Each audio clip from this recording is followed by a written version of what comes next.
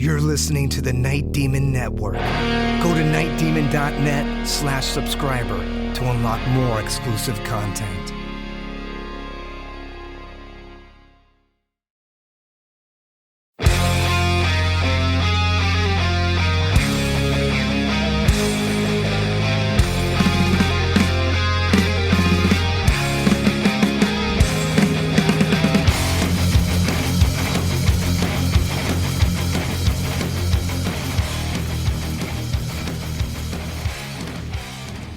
Hello and welcome to the Night Demon Heavy Metal Podcast. I'm your host Nesbit, and after rocking the underworld in London, Night Demon has a few days off before heading to Denmark with Cirith Ungol. This is Night Demon on the road.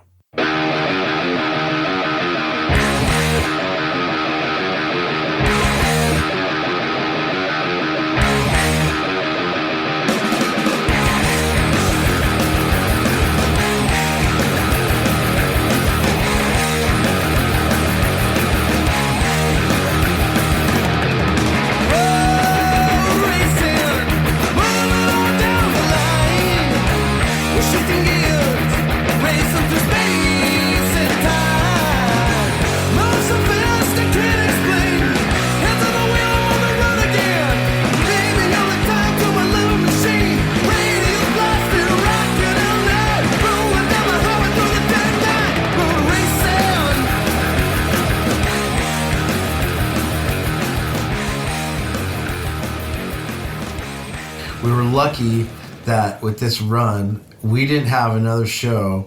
We had 2 days off until, actually, so we had 2 days off and then the next show that was in Denmark. So on the day off, the following day in London, we, you and I went to Treadwell's Books, a really cool cult bookstore. Treadwell's. Yeah. I think Armand and all those guys, I think Brian and Tim, they went to like the Tower of London and had some really, I've never been there, but I've heard some really cool things about that. And Brian did a Batman exhibition. Yeah, Brian went to the Batman Museum, the Batman exhibition. Yeah, he really liked that. And then we all met up at night and went on a Jack the Ripper walking tour. That was really interesting to me to see that old stuff and see the path of carnage like in person, you know, get the whole Jack the Ripper story. It was really interesting. It was one of those things that like I was kind of at first like, oh, like I could take it or leave it, but then after it was done, you know, that's how you know something affects you. Like if you see a certain film or whatever, like when you leave, like it sticks with you for a day or two, you know, you kind of think about the stories and you think about stuff like that. And actually I came up with a good movie plot like while we were on the tour, like, okay, there's a new Jack the Ripper in town, right? He goes on the Jack the Ripper tour and he starts killing, because, okay, here's the thing. When we did this tour, there was like simultaneously through the night at least 4 other Jack the Ripper tours going on with different Jack the Ripper tour guides, and they were all kind of like they were like respectful of each other to not be in the same spot at the same time, but they all had a pretty large groups with them, and I could tell like kind of like the undertone of it was like they're kind of slagging each other off, you know. So like it was very like, so that's the premise of the film, right? Like this guy just goes on all these the Ripper tours and starts killing the tour guides like the Ripper, right? So I don't know, maybe somebody will make that. Maybe I will. Maybe not. So, but that was cool. And then we just went to a couple pubs. We went to Helgi's Bar, which is a cool like metal bar, and it's got a cool like occult kind of vibe to it too. And it's actually a place that, well, by the time this episode comes out, we will have announced that we are doing something in August called the London Takeover. We will be celebrating the 10th anniversary of Curse of the Damned at the Cart and Horses, also known as the home of Iron Maiden, or the birthplace of Iron Maiden, where Iron Maiden played their very first show and played a lot of shows there in the early days. So we're doing all of Curse of the Damned there. And we are also playing the night before at Helgi's, which is the place that I just mentioned, where we will be doing Outsider in its entirety, because we have yet to do that in London.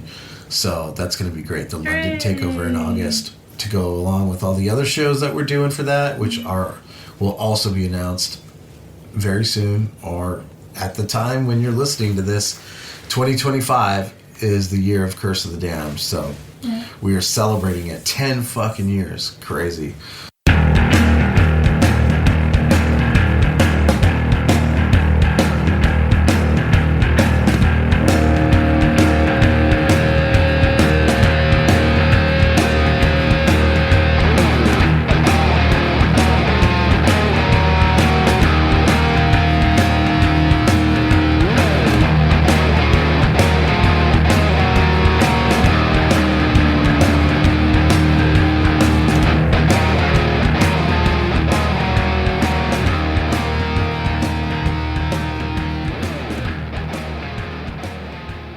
Okay, and then the next day we flew, right? Flew to Denmark? We flew to Denmark. We flew to Copenhagen.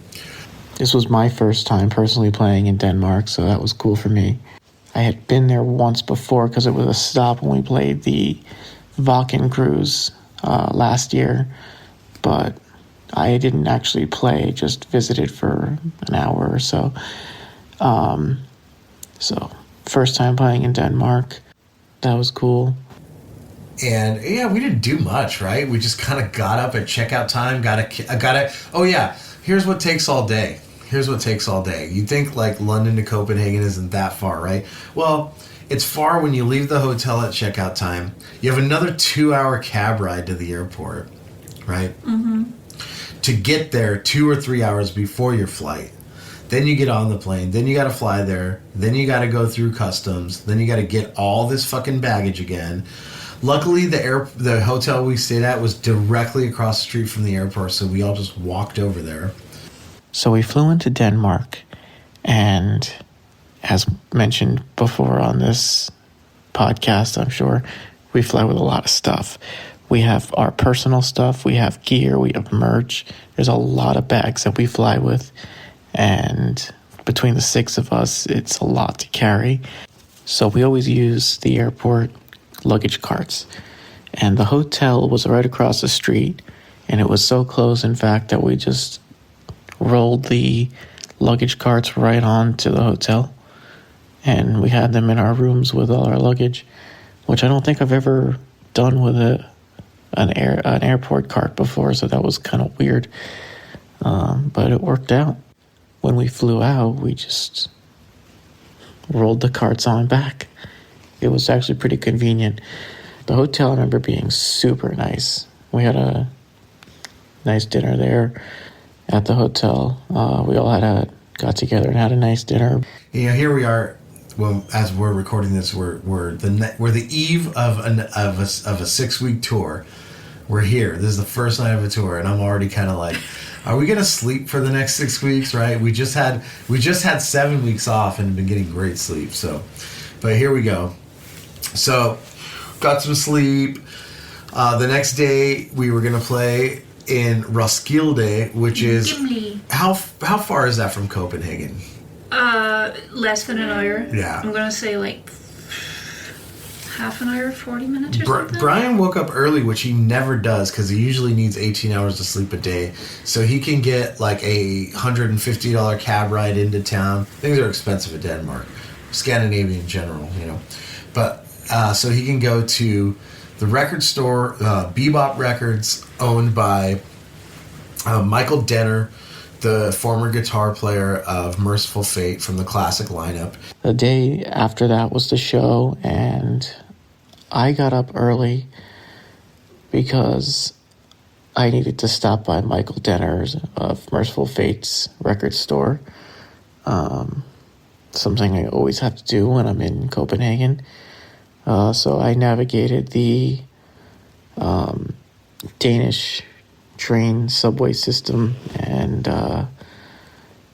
figured that out and went on down, bought some records.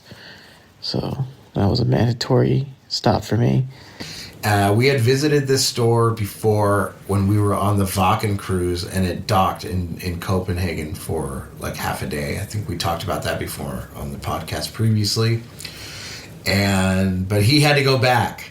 and he had to see Michael Denner and go, "Hey, it's me again," and buy some records. He's, and update. Michael Denner and his son and Kim Ruz, the original drummer of Merciful Fate, who Brian is also obsessed with, are coming to see us in Copenhagen on the Queensryche tour. They're on the guest list. They're coming. So that'll be pretty fucking cool, And then I came back to the hotel and we went on to the gig. The guys had actually left London the day before on the 18th to fly to Denmark and stay in the hotel. I ended up staying an extra day in London to do some more touristic kind of stuff. And had a great time there and took an early flight the morning of the 19th. Got to Denmark and met everybody at the hotel. Got a little rest and we head out to the venue. And I remember taking a few different Ubers because couldn't fit everything in one, so we all went amongst like 2 or 3 separate cars or something like that. This was a pretty, I don't want to say difficult run, but when you're doing a lot of one-offs like this, you have so much stuff, and every day you're in the new country or a new city. Like when a few days before we did London, and it was an hour from the airport to the gig, and some of us had to take the subway, and somebody went with the gear in an Uber. It was a lot of navigating in a very short amount of time, and sitting and waiting for Ubers and taxis and ordering multiple cars to fit all the people and all the gear. These are the things that people don't really think about when they think of touring, but this is the reality of a lot of it. The venue had sent taxis for us. We told them how much gear they had, but when the cabs were there, they're like, whoa, we can't fit you guys. So we ended up taking multiple taxis to this venue, right? It worked out, though. It was a pretty mellow vibe, We showed up to the venue, and it was beautiful. It was an amazing, amazing club. We'd never played this venue before. It was really nice getting in there and seeing the stage. It was one of those, places, a lot of the places in like Scandinavia and like the Netherlands and stuff like that they're like these kind of government funded venues. So they're just, state of the art, fucking brand new equipment, all the badass shit, and just, the actual room is tuned and everything. So it's always nice playing places like that. Sometimes it can feel a little stale, but this place had some vibe to it. It was a lot of like kind of dark wood paneling, which is like a very Danish thing I've noticed. And it had a great stage, a really good house sound guy and lighting person. And a really, really nice multi-room backstage that was all ours. It was just the 2 bands playing that night. Mm-hmm. The back line was tip-top, exactly what we wanted, that exactly what's on our rider, which is rare a lot of times. Going upstairs into the catering and green room, we were pleasantly surprised with quite a beautiful spread of food and snacks and meats and cheeses and just really high-quality stuff. Especially after coming from the UK, where the hospitality is, there's much left to be desired, as they say, So it was cool to get in here and just have a real nice spread and, pretty much everything you could imagine. And fresh, that's the other thing, really fresh stuff, like fresh vegetables and salads and, just good stuff. The pre-sale was good. The promoters were happy. We had a good dinner. So like everything leading up to the show felt pretty good, Mm-hmm. It's mellow in the countries that are civilized and have a good social system, and people generally have money and there's not a lot of poverty. You know what I mean? Before we went down and Night Demon opened the show, there was a lot. I think I might have asked you. You came up right before we started, and I was like, "Is anybody here?" and you're like, yeah, there's a lot of people down there. But it's like you didn't feel the pandemonium, you know? You didn't feel the energy, the rowdiness of like, let's get it on at the bar. And that's what happens in like places where people have really good lives. It's just like, oh, it's a night out. It's like, you know what I mean? Like, not to say that Danish people don't party. They definitely do. Obviously, Night Demon had been played in Denmark before, Copenhagen, a couple of times, but never this part of Denmark. Yeah, I think there was a good buzz and a good hype for the show. There was a lot of people there. When we got out there, we were pleasantly surprised. Like, hey, we got a crowd in here, man. Because like the room was a really good size, and we were kind of like, does anybody care about this here right now? You know, during the week, you know, right? I think it was a Thursday night or something like that, you know, right? So, but it ended up going really good, and you know, Night Demon had a great set. Another, you know, just cranking that set list out.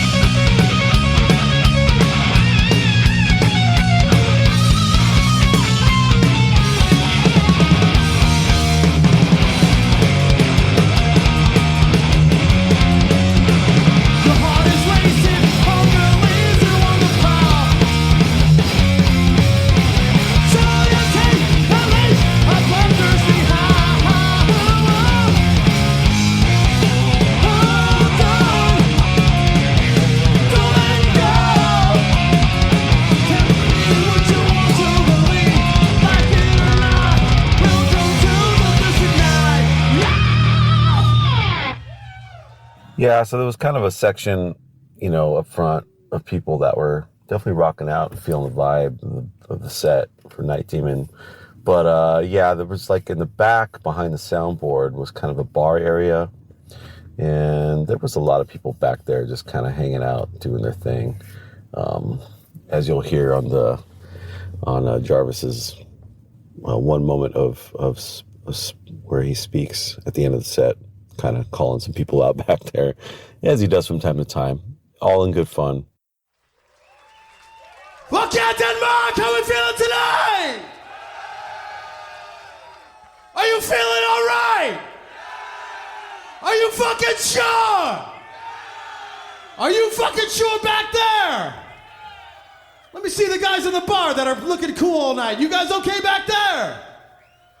Oh, the one guy. Okay, cool. Stay there. Enjoy yourselves. Thank you guys so very fucking much. It's great to fucking be here. We have not played this city yet. We did Copenhagen a long time ago. It's good to be back. Thank you so much. We'll see you back here in February with Queensryche. Thanks so much. We'll see you again from Ventura, California. Night Demon!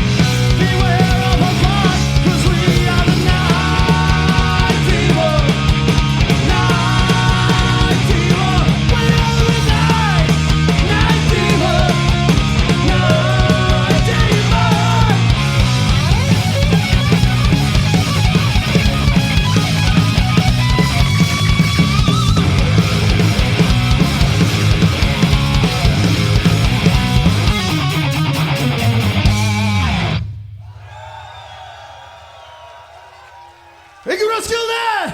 We'll see you again. Good night!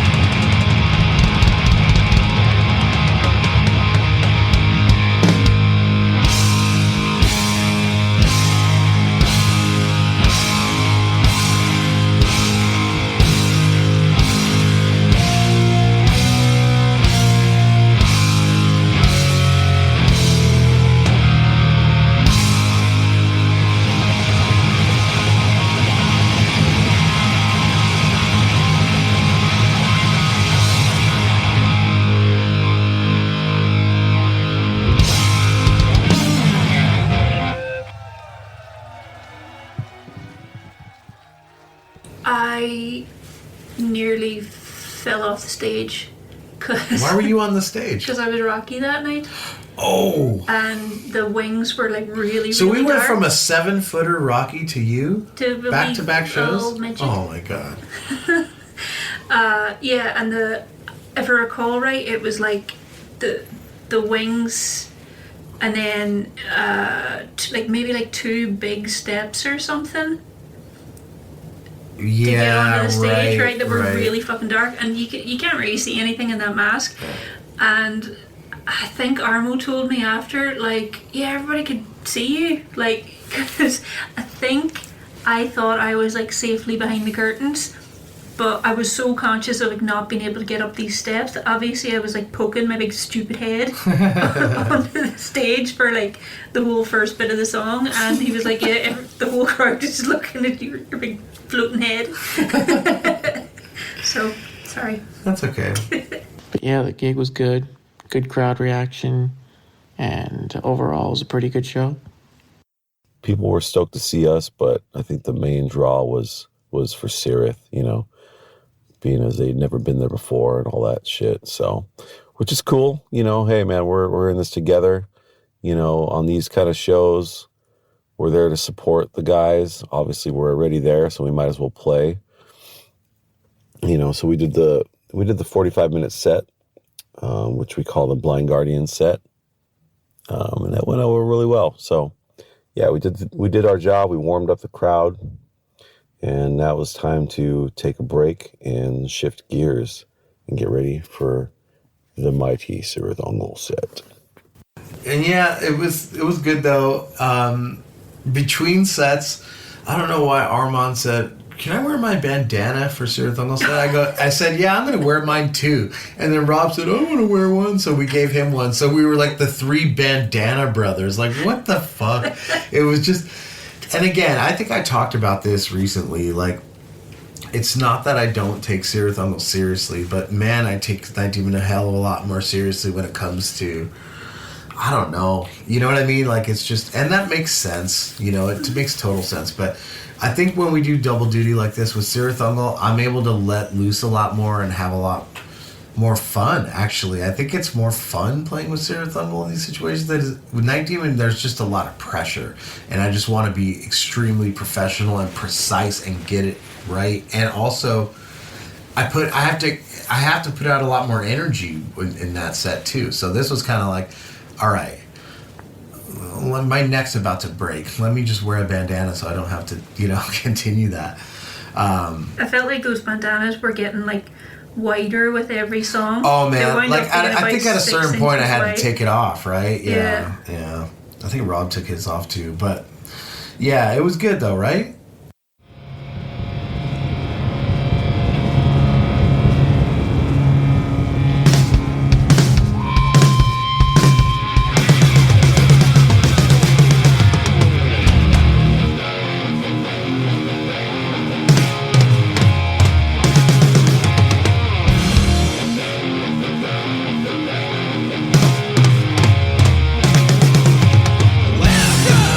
To the brave new world!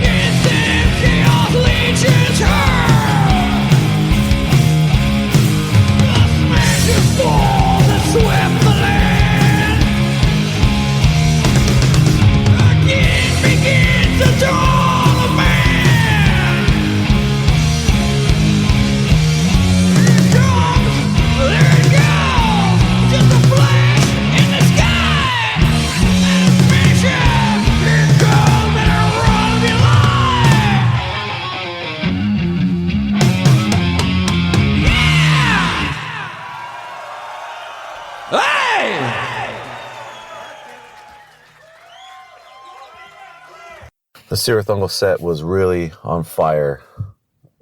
The crowd was just super into it. I think we kind of blew them away, to be honest. Never seen the band before. Probably wondering what the new lineup is going to sound like and all that jazz. Played a kick-ass, about an 80-minute set, I would say. One of the highlights was, I guess, playing Paradise Lost, because that song kind of was like, we were playing it on and off on these shows. It's one of those songs that's kind of tricky live sometimes. I mean, if the structure, you really got to make sure you follow the structure, because it's easy to get lost.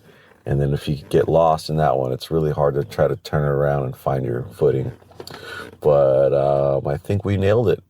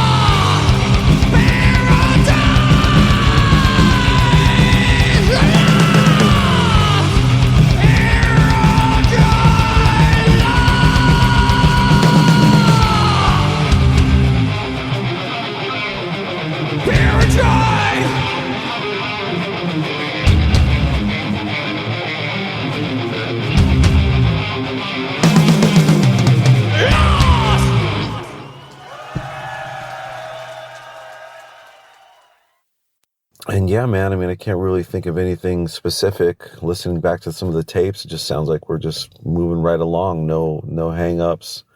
And just a good fucking introduction. Here we are, and maybe never see you again, Denmark. It was a good set. The crowd absolutely loved it, And again, it was mellow. Nothing crazy, Nothing crazy happened at all. Yeah, I think it was my first time using Danish currency, and... Yeah, what is it, like $1 million Danish krones is like $10 back, or something? Like, look at all the money he's made. Like, it's not that much. $10. No, it was good. And then we went upstairs, backstage, had some an after-show meal, the leftover dinner. And, just tried to unwind a bit. And it was just very kind of uneventful, Hung out with some fans after, some diehards. And after the show, just doing the whole meet and greet thing with the fans, signing a lot of posters. I remember having a cigarette outside with some people. And, it's always funny because sometimes, I just kind of blend in with the crowd, and then one guy will recognize me and then, or something, and say something. And then it's just like, oh, shit. And then everybody comes over and, But I guess it's what If I didn't want to be noticed, I probably wouldn't go outside and be around any people, if I wanted to really be alone. I like talking to people and, getting their, seeing what their reactions are to the set, because, this band means a lot to a lot of people. So, those are the guys those are the guys or gals that really, for me, it's really important for me to make an impact. Because they've been listening to the band, like I said, from before I even knew how to play guitar or knew what a guitar was. So when they give you the hey, that was, awesome, or right on, and this and that, and that's the validity that I need, that we're doing this thing right, and keep going and keep playing these songs and doing them justice the way that they deserve to be played. So yeah, some beers with the fans, hanging out, signing some posters, and pretty much I think we just went back to the hotel. The next day we were going to fly to Hamburg. Got in another 1 million cabs and drove back to this hotel by the airport. Had a little nightcap and woke up the next day, walked right across the street, and took a plane, a nice, easy, short, direct flight to Hamburg, Germany, to end this leg of the Cirith Ungol Night Demon Europe run. This is where it was fucking hot too, and of course no air conditioning in these places. This is where, and so we had to open the windows. This is where we came to the conclusion that every promoter that puts us up in a hotel, like if we're not getting it ourselves, it's like, is there something in our rider that says you have to put our hotel right next to an active construction zone? Like, it's just everywhere we fucking stay, right outside the window too. And it's like, what is going on? How late are these people? What time do they start in the morning? What, 6, 7 a.m.? Jackhammers, fucking cranes, destroying concrete, like ripping out rebar out of the ground. Like, it's just never ending. And it was just like, I wanted to get some sleep, and it was the same kind of deal, But it was Hamburg, so we had to go out. Armand went out and did some stuff. And I think that we were trying to meet up with our friend Dennis Rose.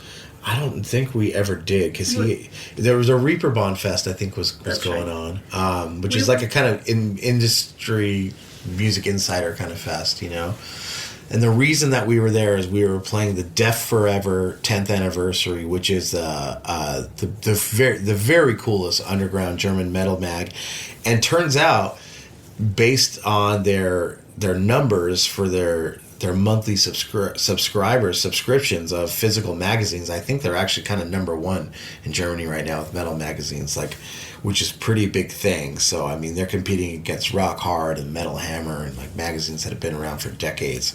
So, it's really cool. And so they asked Cirith Ungol to play their 10th anniversary. Night Demon was not on this show.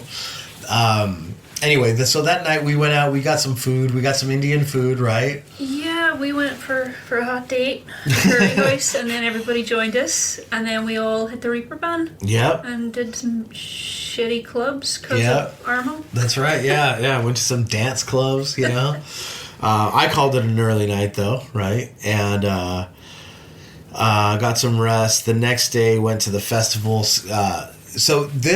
It was not really a festival. Well, kind of. It was kind of a one-day fest.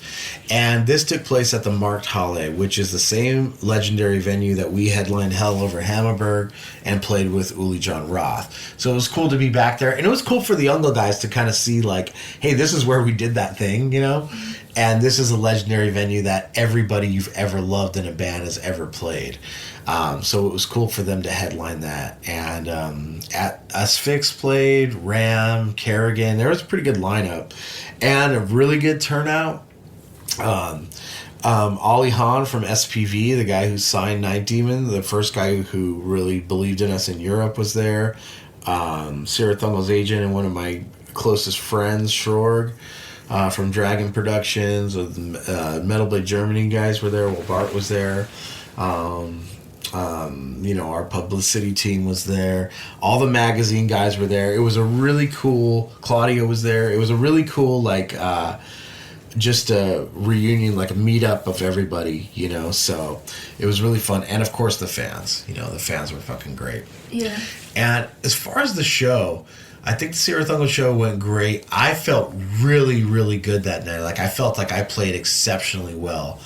And I just felt kind of in the zone with it. Maybe it's because I didn't have to play 2 shows that night. But I thought, I can't remember any catastrophic events. No, I think it was a good one. I think it was good all around. Like, the fans loved yous. Yous all played really well.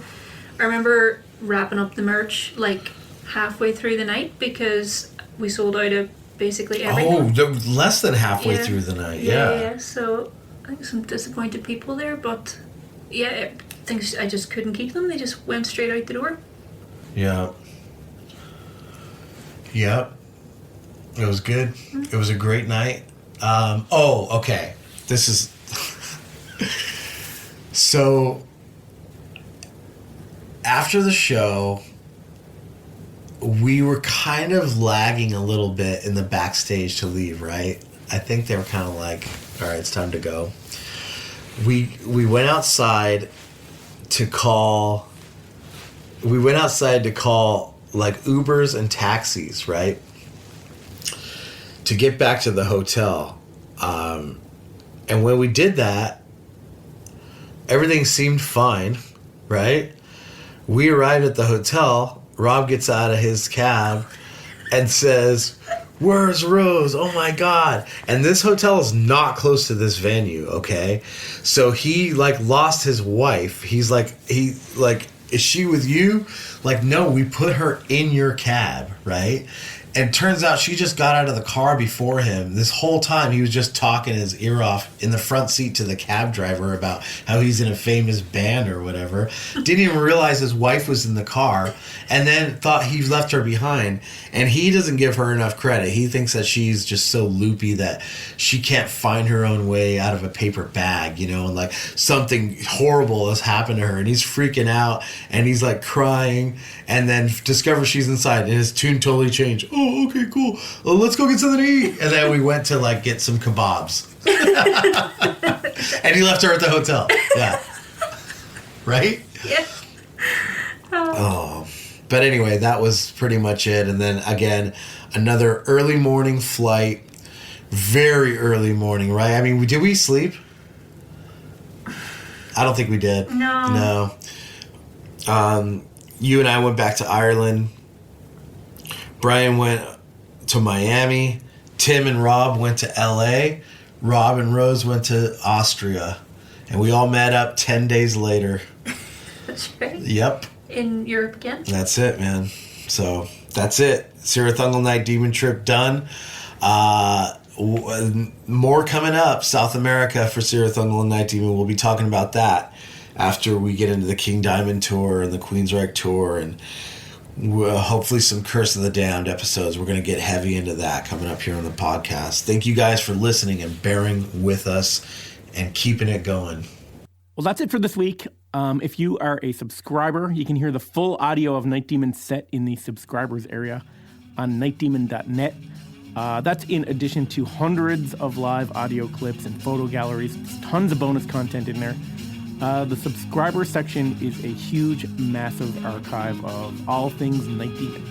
Again, that's nightdemon.net for more information on how you can become a subscriber. Until next time, this is Nesbitt signing off.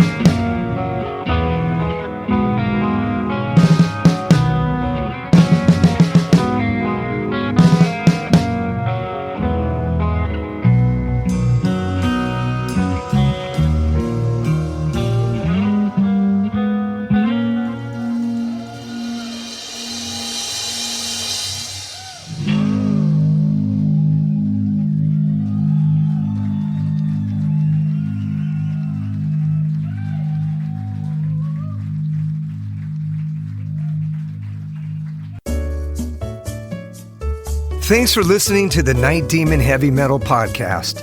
Head over to nightdemon.net, click on the subscriber tab, and sign up to access exclusive weekly bonus content.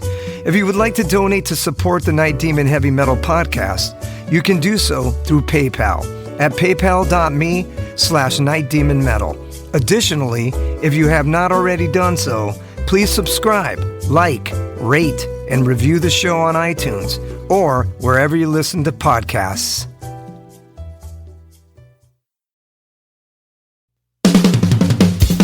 All hail, Night Demon Heavy Metal Podcast listeners. This is Dusty Squires chiming in to tell you about my brand new signature sticks from the London Drumstick Company. I've dreamt of having my very own drumsticks ever since I was a wee lad, and LDC made that a possibility for me. Founded in 2016 in London, England, the birthplace of heavy metal, the London Drumstick Company has trailblazed a path through the music industry and taken the drummer world by storm. When I met them for the first time, they knew their product was going to withstand the beatings of a Night Demon show. They took the time to work with me on getting everything just right. The balance and weight of my sticks are the same no matter what, and the durability is bar none the best I've ever had. I know my sticks will last through the set night after night. I'm truly honored to work with a company that caters to their players the way LDC does. Their innovation and attention to detail is what separates them from the rest of the stick makers out there. Their custom stick sleeves are unbelievable and really make the entire presentation complete. Wait until you see the design they came up with for me. It blew my mind and was a surprise to say the least. They have all kinds of amazing swag, including hoodies, t-shirts, drummer shorts, drum keys, stick bags, towels, face masks, practice pads, and much, much more.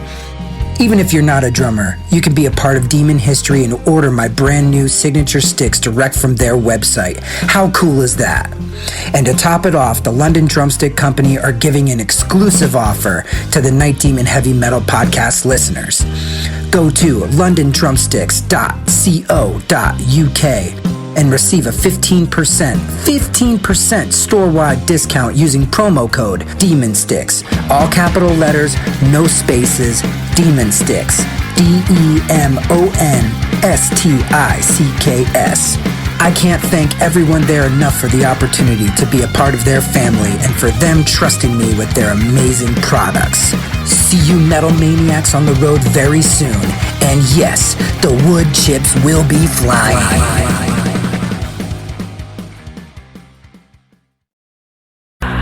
Greetings, boils and ghouls. This is your comrade, the Crypt Keeper here, reporting dead from the sanctuary of the strange. Tonight's macabre myth is a fright-filled feature, one overflowing with monsters, madness, and magic.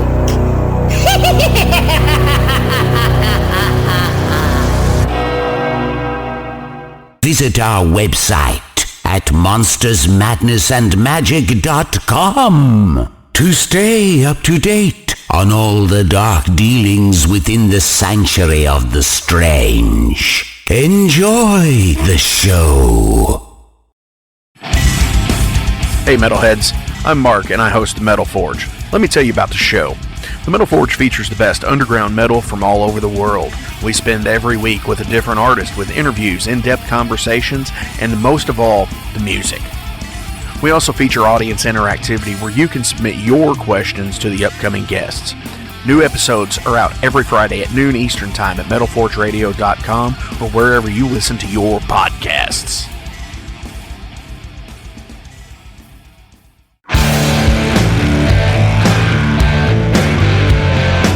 Want to know what's going on in the world of music? Then tune in to the Nothing Shocking podcast, a non-genre based, all ages friendly rock and roll program. Join us weekly for interviews with all your favorite rock stars from the mainstream to the underground. You can find us at nothingshocking.libsyn.com or anywhere you download podcasts.